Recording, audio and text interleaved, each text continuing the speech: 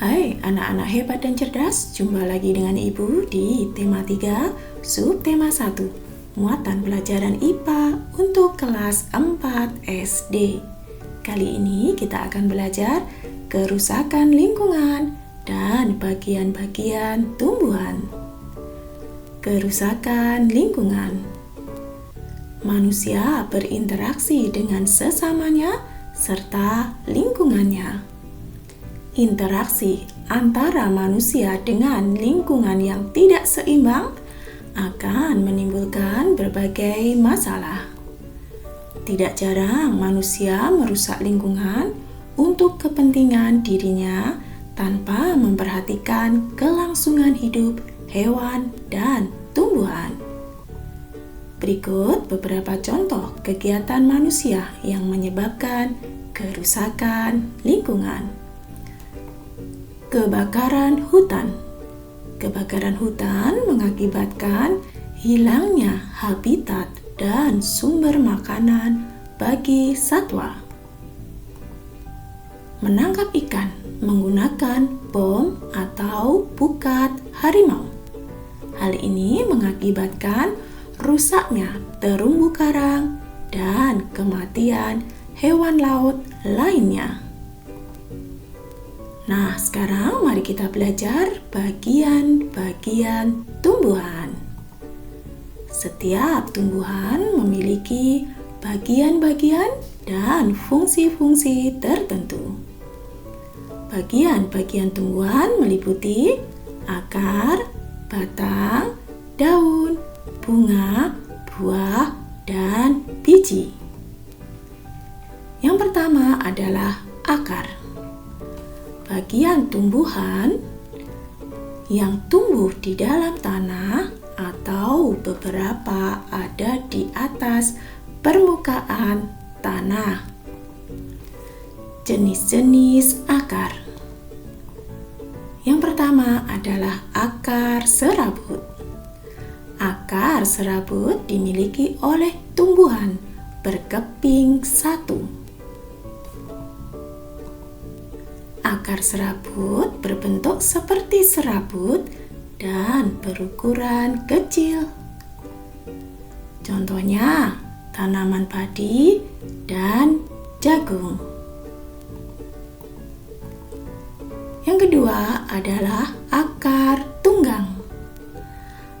Akar tunggang dimiliki oleh tumbuhan berkeping dua. Akar tunggang terdiri atas satu akar besar dan akar-akar lain merupakan cabang dari akar utama. Contoh tanaman mangga dan jambu. Mari kita pelajari bentuk akar lain pada tumbuhan tertentu. Akar gantung atau akar udara berfungsi untuk mengambil uap air dan udara. Contohnya terdapat pada pohon beringin. Kemudian akar napas berfungsi untuk bernapas dan mengeluarkan zat tertentu seperti garam. Contohnya terdapat pada pohon bakau jenis api-api. Selanjutnya yaitu akar papan atau banir. Akar ini berfungsi untuk membantu tegaknya tumbuhan. Contoh akar pohon kenari dan pohon randu. Selanjutnya, akar tunjang berfungsi untuk penahan tumbuhan agar tidak roboh. Contoh, akar pada pohon bakau dan pohon pandan. Akar lekat berfungsi membantu tumbuhan untuk tetap bertumbuh ke atas menuju arah sinar matahari. Contoh akar lekat terdapat pada pohon sirih dan pohon lada. Selanjutnya adalah akar penghisap. Berfungsi untuk menyerap makanan dari tumbuhan lain.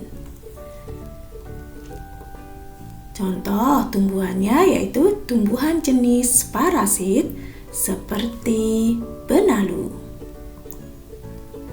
Adapun fungsi akar adalah yang pertama, menyerap air dan zat hara dari dalam tanah. Yang kedua, menguatkan berdirinya tumbuhan pada tempat tumbuhnya. Yang ketiga, menyimpan cadangan makanan. Bagian nomor 2 dari tumbuhan adalah batang. Bagian tumbuhan yang berada di atas tanah adalah batang. Jenis-jenis batang. Yang pertama adalah batang berkayu. Memiliki zat kayu dan kandungan air yang lebih sedikit. Contohnya pohon jati, pohon mangga, dan pohon beringin. Batang yang kedua adalah batang basah dan berongga. Bertekstur lunak karena mengandung lebih banyak air dan udara. Contohnya bayam, kangkung, seledri, pohon pisang, dan lain-lain. Batang selanjutnya yaitu batang rerumputan.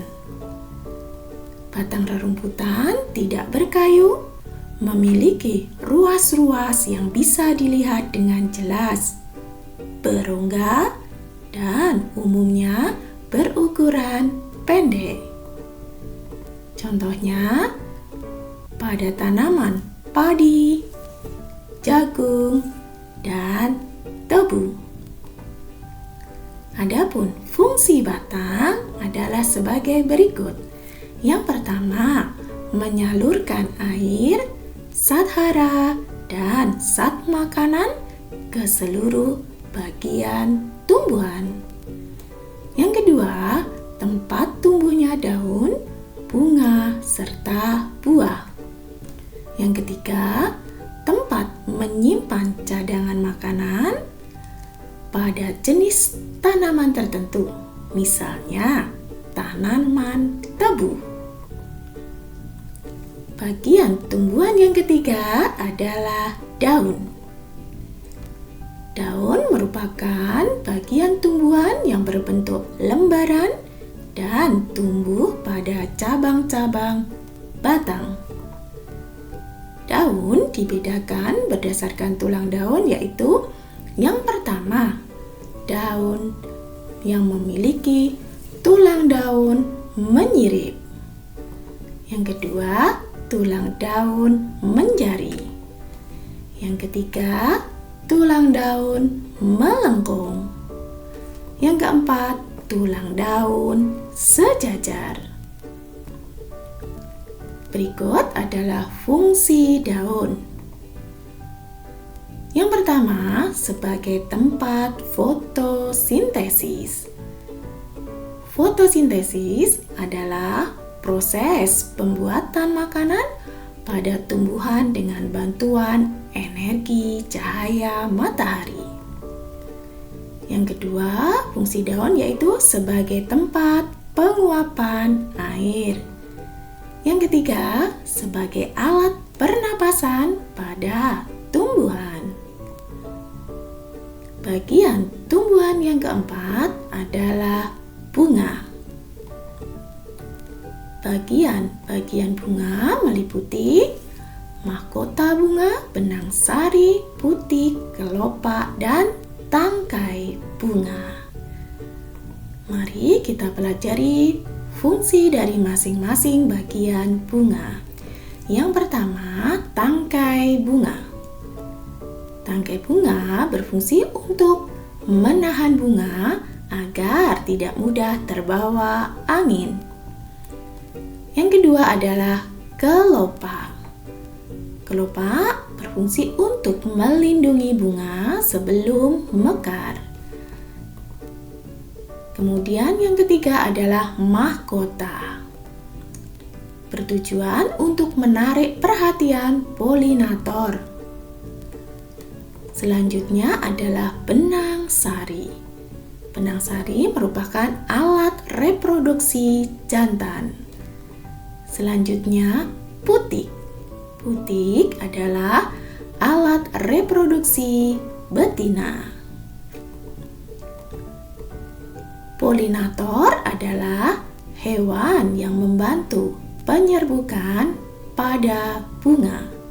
Contohnya, kupu-kupu, lebah, dan semut.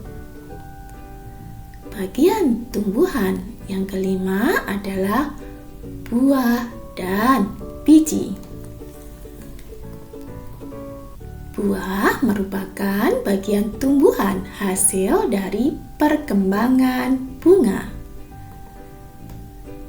Putik yang telah diserbuki oleh serbuk sari akan berubah menjadi biji.